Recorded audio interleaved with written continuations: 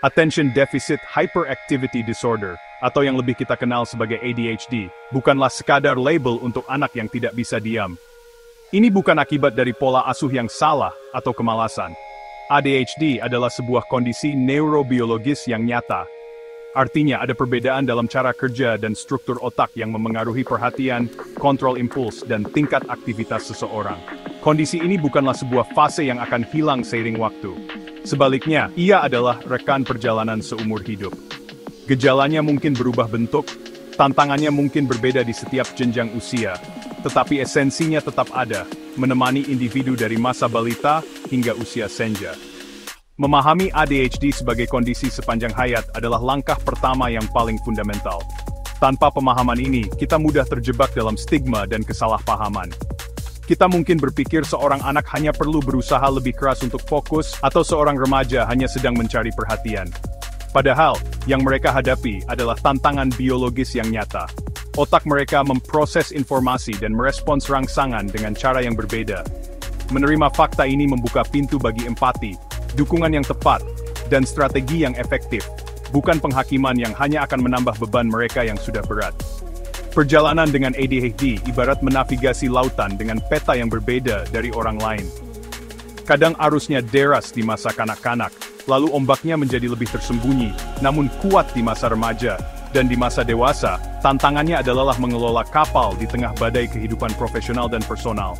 Setiap fase membutuhkan keahlian navigasi yang berbeda. Karena itu, penting bagi kita, sebagai orang tua, pendidik, teman, dan masyarakat, untuk memahami peta unik ini. Dengan begitu, kita bisa menjadi mercusuar yang memberikan arah, bukan batu karang yang membahayakan perjalanan mereka. Dalam catatan kali ini, kita akan menelusuri perjalanan ADHD ini dari satu babak ke babak berikutnya. Kita akan melihat bagaimana wajah ADHD berubah seiring bertambahnya usia. Dari energi yang meluap-luap pada seorang balita, kesulitan akademis di sekolah dasar, pergolakan emosi di masa remaja, hingga tantangan karier dan hubungan di usia dewasa. Dengan membedah setiap fase, kita berharap dapat membangun pemahaman yang lebih dalam dan utuh. Sebuah pemahaman yang tidak hanya melihat gejalanya, tetapi juga melihat manusia di baliknya, dengan segala potensi dan perjuangannya. Mendiagnosis ADHD pada anak usia di bawah 5 tahun, atau pada masa balita dan prasekolah, adalah sebuah tantangan yang sangat besar. Pada usia ini, hampir semua anak menunjukkan perilaku yang jika dilihat sekilas mirip dengan gejala ADHD. Mereka secara alami memiliki rentang perhatian yang pendek, penuh dengan energi yang seolah tak ada habisnya, dan sering bertindak impulsif tanpa memikirkan konsekuensi. Sulit untuk membedakan mana perilaku yang merupakan bagian dari perkembangan normal, dan mana yang sudah mengindikasikan adanya sebuah kondisi neurobiologis. Batasan antara anak aktif dan anak dengan kemungkinan ADHD menjadi sangat tipis dan kabur. Para ahli dan dokter anak seringkali sangat berhati-hati dalam memberikan label diagnosis pada kelompok usia ini. Mereka perlu memastikan bahwa perilaku yang diamati benar-benar ekstrem, persisten, dan terjadi di berbagai situasi, misalnya di rumah dan di tempat penitipan anak. Diagnosis yang terburu-buru bisa menyebabkan kekhawatiran yang tidak perlu bagi orang tua, dan memberikan label yang tidak tepat pada anak. Oleh karena itu, prosesnya melibatkan observasi jangka panjang, pengumpulan informasi dari berbagai pengasuh, dan menyingkirkan kemungkinan penyebab lain, seperti masalah pendengaran, gangguan tidur, atau stres akibat perubahan lingkungan keluarga. Salah satu kesulitan utama adalah memisahkan gejala ADHD dari temperamen bawaan anak. Beberapa anak secara alami lebih energik dan sulit diatur dibandingkan teman sebayanya, namun ini tidak selalu berarti mereka memiliki ADHD. Selain itu, lingkungan juga memainkan peran penting. Seorang anak yang tumbuh di lingkungan yang kurang terstruktur atau penuh tekanan, mungkin menunjukkan perilaku yang mirip ADHD sebagai respons terhadap lingkungannya. Inilah mengapa evaluasi komprehensif sangat diperlukan. Para profesional harus melihat gambaran besar, bukan hanya satu atau dua perilaku yang menonjol pada satu waktu tertentu. Meskipun sulit, mengenali tanda-tanda awal tetaplah penting. Fokusnya mungkin bukan pada diagnosis formal, melainkan pada identifikasi risiko tinggi. Ketika orang tua atau guru prasekolah melihat adanya pola perilaku yang sangat berbeda dan mengganggu fungsi anak secara signifikan, intervensi dini dapat dimulai bahkan tanpa adanya label diagnosis. Intervensi ini biasanya berfokus pada pelatihan manajemen perilaku bagi orang tua dan menciptakan lingkungan yang lebih terstruktur dan prediktif bagi anak. Tujuannya adalah untuk memberikan dukungan sedini mungkin, membantu anak mengembangkan keterampilan dasar, dan mencegah masalah yang lebih besar di kemudian hari. Pada anak balita dan prasekolah, gejala ADHD seringkali tampil dalam bentuk yang paling gamblang dan fisik. Hiperaktivitas adalah ciri yang paling mudah terlihat. Ini bukan sekadar anak yang aktif, tetapi anak yang seolah digerakkan oleh motor. Mereka mungkin terus-menerus berlari, memanjat perabotan, dan tidak bisa duduk tenang bahkan untuk waktu yang sangat singkat, seperti saat makan atau dibacakan cerita. Energi mereka tampak tidak ada habisnya, dari pagi hingga malam. Mereka gelisah, sering menggoyangkan kaki atau tangan, dan tampak selalu harus bergerak, seolah-olah diam adalah sesuatu yang menyakitkan bagi mereka. Impulsivitas juga menjadi gejala yang sangat menonjol. Seorang balita dengan kecenderungan ADHD mungkin sering child snatching toy from another child, young children fighting over toys, stalk, merebut mainan dari teman tanpa menunggu giliran, menyela pembicaraan orang dewasa secara terus-menerus, atau berlari ke jalan tanpa melihat kanan-kiri. Mereka kesulitan menunda kepuasan dan sering bertindak berdasarkan dorongan sesaat. Kesulitan menunggu giliran dalam permainan atau antrean adalah pemandangan umum. Perilaku ini bukan karena mereka nakal atau sengaja tidak patuh, tetapi karena bagian otak yang bertanggung jawab untuk mengerem tindakan belum berfungsi secara optimal. Sementara itu, gejala inatensi atau kurangnya perhatian pada usia ini bisa lebih sulit untuk diidentifikasi secara akurat. Rentang perhatian balita secara umum memang pendek, namun pada anak dengan ADHD, kesulitannya lebih ekstrem. Mereka mungkin media group, child looking away while being spoken to, child ignoring adult during conversation, tampak tidak mendengarkan ketika diajak bicara secara langsung, sering kehilangan minat pada sebuah permainan hanya dalam beberapa menit, dan beralih dari satu aktivitas ke aktivitas lain tanpa menyelesaikan satu pun. Mereka mudah teralihkan oleh pemandangan atau suara sekecil apapun di sekitar mereka, membuat kegiatan yang membutuhkan fokus, seperti menyusun puzzle atau mewarnai, menjadi sangat sulit. Dampak sosial dari gejala-gejala ini bisa mulai terlihat bahkan di usia yang sangat dini. Perilaku impulsif dan hiperaktif dapat membuat mereka sulit bermain dengan teman sebaya. Mereka mungkin dianggap sebagai anak yang kasar atau pengganggu karena sering merebut mainan atau tidak mengikuti aturan permainan. Hal ini bisa menyebabkan penolakan dari teman-teman dan mengisolasi mereka secara sosial. Risiko cedera fisik juga lebih tinggi karena impulsivitas mereka. Mengenali pola-pola ini sebagai kemungkinan gejala, bukan sebagai karakter buruk, adalah langkah pertama untuk membantu mereka belajar berinteraksi dengan lebih baik dan menjaga keselamatan diri mereka. Memasuki sekolah dasar adalah sebuah babak baru yang penuh tantangan bagi anak dengan ADHD. Lingkungan sekolah menuntut seperangkat keterampilan yang sama sekali berbeda dari dunia prasekolah yang lebih bebas. Tiba-tiba, ada aturan yang lebih ketat, tuntutan akademis yang lebih tinggi, dan harapan untuk bisa duduk tenang di kursi selama berjam-jam. Struktur inilah yang seringkali membuat gejala ADHD, yang mungkin sebelumnya hanya dianggap sebagai anak yang sangat aktif, menjadi semakin jelas dan problematik. Perbedaan antara mereka dan teman-teman sebayanya menjadi semakin kentara di lingkungan yang terstruktur ini. Tuntutan untuk fokus dalam waktu lama menjadi salah satu rintangan terbesar. Di kelas, seorang anak diharapkan untuk mendengarkan penjelasan guru, mengikuti instruksi yang terdiri dari beberapa langkah, dan mengerjakan tugas secara mandiri. Bagi anak dengan ADHD, ini adalah perjuangan berat. Pikiran mereka mudah berkelana, mereka mudah teralihkan oleh suara teman yang batuk, atau pemandangan di luar jendela. Akibatnya, mereka seringkali kehilangan informasi penting, tidak menyelesaikan tugas kelas, dan tampak seperti tidak peduli atau tidak berusaha. Padahal sesungguhnya, mereka sedang berjuang keras untuk tetap fokus. Selain tantangan akademis, aspek sosial juga menjadi lebih kompleks. Interaksi sosial di sekolah dasar tidak lagi sesederhana berbagi mainan. Kini ada aturan permainan yang lebih rumit, percakapan dua arah, dan kebutuhan untuk memahami isyarat sosial yang halus. Anak dengan ADHD, karena impulsivitasnya, mungkin sering menyela pembicaraan teman, mengatakan hal-hal yang tidak pantas tanpa berpikir, atau kesulitan mengendalikan emosi saat kalah dalam permainan. Hal ini bisa membuat mereka sulit menjalin dan mempertahankan pertemanan, yang pada akhirnya dapat memengaruhi rasa percaya diri dan kesejahteraan emosional mereka. Perubahan ini menempatkan anak dan orang tua di persimpangan jalan. Kesenjangan antara kemampuan anak dan tuntutan lingkungan sekolah mulai melebar. Disinilah seringkali orang tua atau guru pertama kali mencurigai adanya masalah yang lebih dari sekadar kenakalan biasa. Laporan dari guru tentang kesulitan anak untuk tetap duduk, menyelesaikan pekerjaan, atau berinteraksi dengan teman menjadi pemicu untuk mencari evaluasi profesional. Fase sekolah dasar adalah periode krusial di mana diagnosis seringkali ditegakkan, membuka jalan bagi intervensi dan dukungan yang dapat membantu anak menavigasi dunia sekolah dengan lebih baik.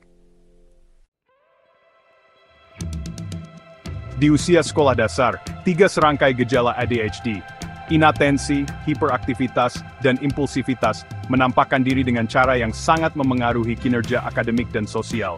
Inatensi atau kurangnya perhatian seringkali menjadi masalah utama di ruang kelas. Ini bukan berarti anak tidak cerdas, tetapi mereka kesulitan untuk mempertahankan fokus pada tugas-tugas yang dianggap monoton atau membosankan. Mereka sering membuat kesalahan ceroboh dalam pekerjaan sekolah, tampak melamun saat guru menjelaskan, kesulitan mengatur tugas dan barang-barang seperti buku yang sering hilang atau meja yang berantakan, dan sering lupa mengerjakan PR atau membawa pulang tugas. Hiperaktivitas, yang pada masa balita terlihat sebagai berlari dan memanjat, kini bertransformasi menjadi perilaku yang lebih halus namun tetap mengganggu di lingkungan kelas.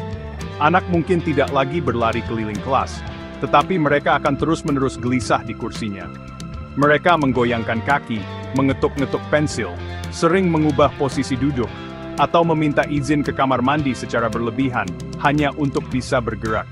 Mereka juga mungkin terlalu banyak bicara, dan sering mengganggu teman di sekitarnya.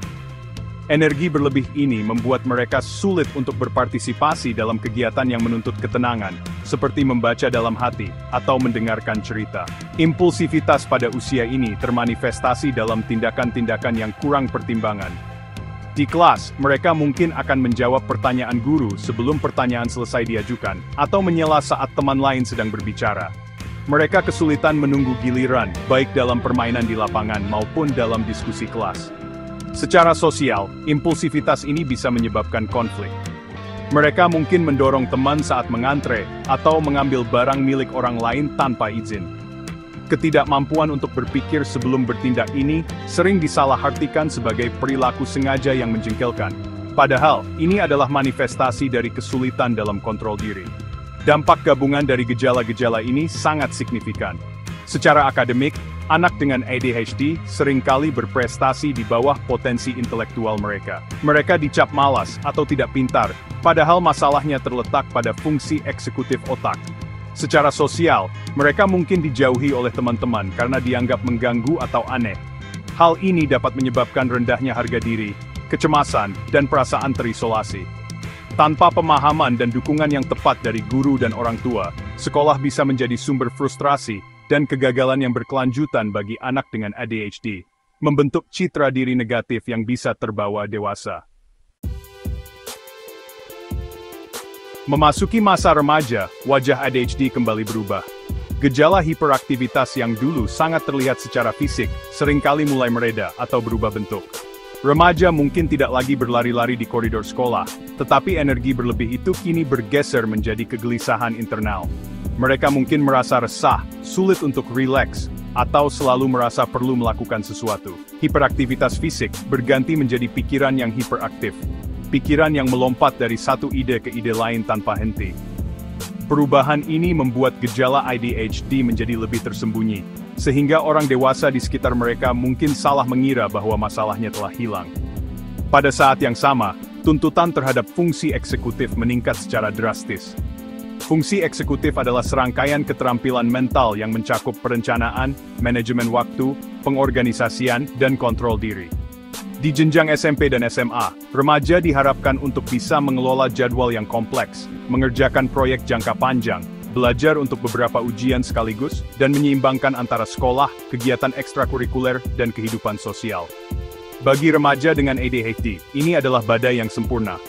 Kesulitan mereka dalam memulai tugas, prokrastinasi, merencanakan langkah-langkah, dan mengatur waktu menjadi semakin parah, menyebabkan stres akademis yang luar biasa.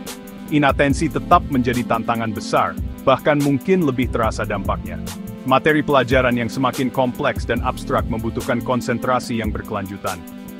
Remaja dengan ADHD akan mudah kehilangan fokus saat pelajaran panjang, kesulitan membaca buku teks yang padat, dan seringkali hanya menangkap sebagian kecil dari informasi yang disampaikan. Hal ini dapat menyebabkan nilai yang menurun drastis, meskipun mereka memiliki kecerdasan yang baik. Perasaan frustrasi karena tahu seharusnya bisa, tetapi tidak mampu melakukannya dapat memicu kecemasan, depresi, dan penurunan motivasi yang signifikan. Masa remaja juga merupakan periode peningkatan risiko. Impulsivitas, yang dikombinasikan dengan keinginan alami remaja untuk mencoba hal-hal baru dan tekanan dari teman sebaya, dapat mengarah pada perilaku berisiko.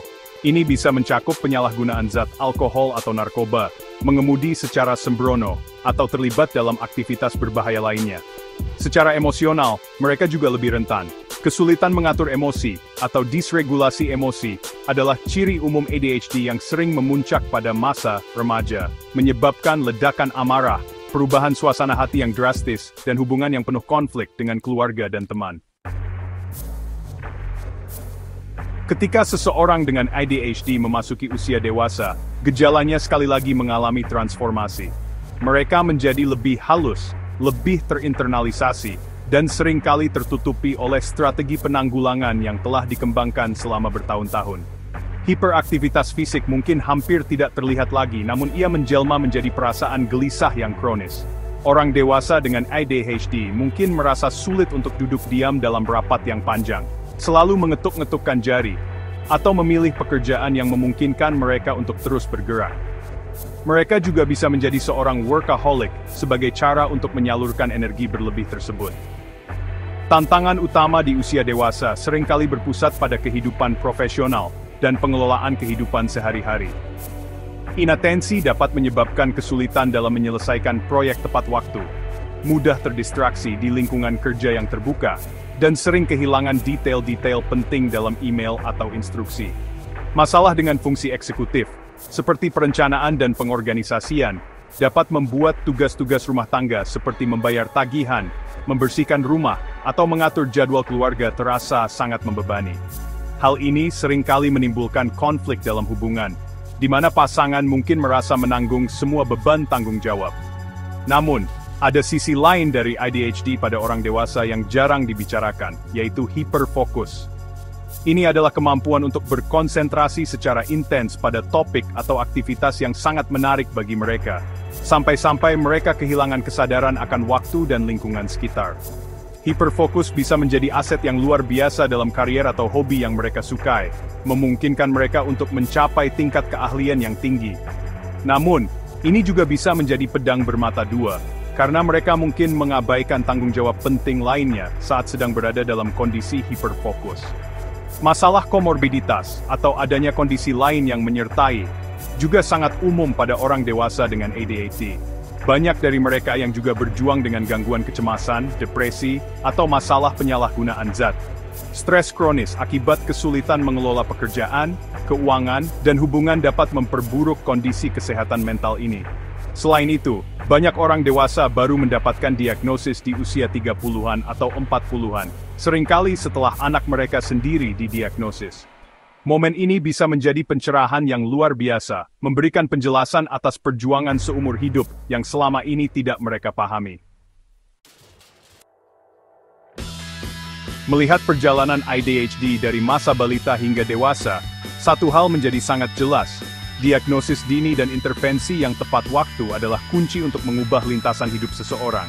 Menunggu hingga masalah menjadi parah sama saja dengan membiarkan perahu kecil bocor di tengah lautan tanpa segera menambalnya. Semakin cepat kita mengidentifikasi adanya tantangan, Semakin cepat, kita bisa memberikan alat yang dibutuhkan anak untuk belajar berlayar.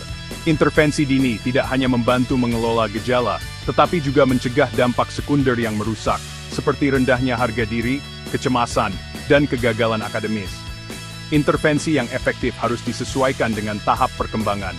Untuk anak prasekolah, fokus utamanya adalah pada pelatihan manajemen perilaku bagi orang tua. Orang tua diajarkan strategi untuk menciptakan lingkungan yang terstruktur, memberikan instruksi yang jelas, dan menggunakan sistem penghargaan yang positif untuk membentuk perilaku anak. Di usia sekolah dasar, intervensi seringkali melibatkan kombinasi dukungan di sekolah, seperti tempat duduk khusus atau waktu tambahan untuk ujian, terapi perilaku, dan, jika diperlukan, pengobatan. Tujuannya adalah untuk membekali anak dengan keterampilan akademis dan sosial. Saat anak beranjak remaja, intervensi harus beradaptasi dengan tantangan baru mereka. Terapi kognitif perilaku bisa sangat membantu remaja untuk memahami hubungan antara pikiran, perasaan, dan perilaku mereka. Pelatihan keterampilan fungsi eksekutif dapat membantu mereka belajar merencanakan, mengatur waktu, dan mengelola tugas-tugas sekolah yang kompleks. Dukungan kesehatan mental untuk mengatasi kecemasan atau depresi yang mungkin menyertai juga menjadi sangat penting pada fase ini. Komunikasi yang terbuka antara remaja, orang tua, dan sekolah adalah fondasi dari dukungan yang berhasil. Dukungan ini tidak berhenti saat seseorang mencapai usia dewasa.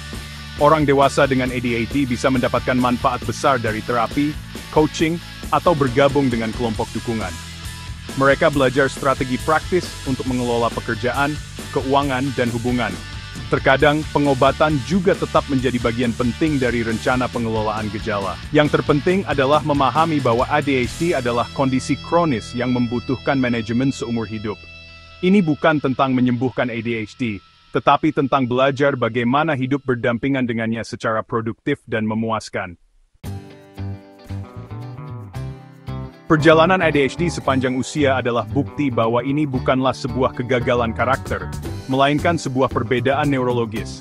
Ini adalah maraton, bukan lari cepat, dan setiap pelari memiliki gayanya sendiri. Pesan terpenting yang bisa kita petik adalah bahwa tujuan kita bukanlah untuk menghilangkan ADHD, melainkan untuk beradaptasi dan membangun kehidupan yang bermakna di sekitarnya. Dengan strategi yang tepat, dukungan yang konsisten, dan pemahaman diri, individu dengan ADHD dapat memanfaatkan kekuatan unik mereka, seperti kreativitas, energi tinggi, dan kemampuan hiperfokus untuk mencapai kesuksesan yang luar biasa. Adaptasi adalah kata kuncinya. Seorang anak belajar menggunakan pengingat visual untuk tugas sekolahnya. Seorang remaja menggunakan aplikasi kalender untuk mengatur jadwalnya. Seorang dewasa memilih karier yang sesuai dengan minat dan gaya kerjanya yang dinamis. Ini semua adalah bentuk adaptasi. Strategi penanggulangan yang dipelajari sepanjang hidup menjadi seperangkat alat yang berharga. Mereka belajar mengenali pemicu stres, mengelola emosi, dan meminta bantuan saat dibutuhkan.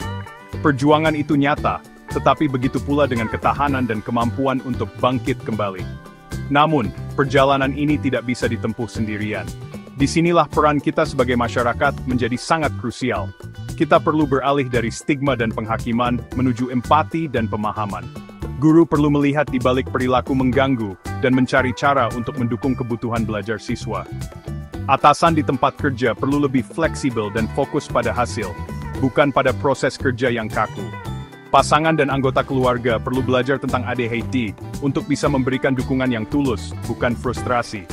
Empati adalah jembatan yang menghubungkan dunia neurotipikal dengan dunia neurodivergen. Pada akhirnya, kisah ADHD adalah kisah tentang potensi manusia. Di balik setiap tantangan perhatian, ada pikiran yang kreatif dan penuh ide. Di balik setiap kegelisahan, ada energi yang bisa mendorong inovasi.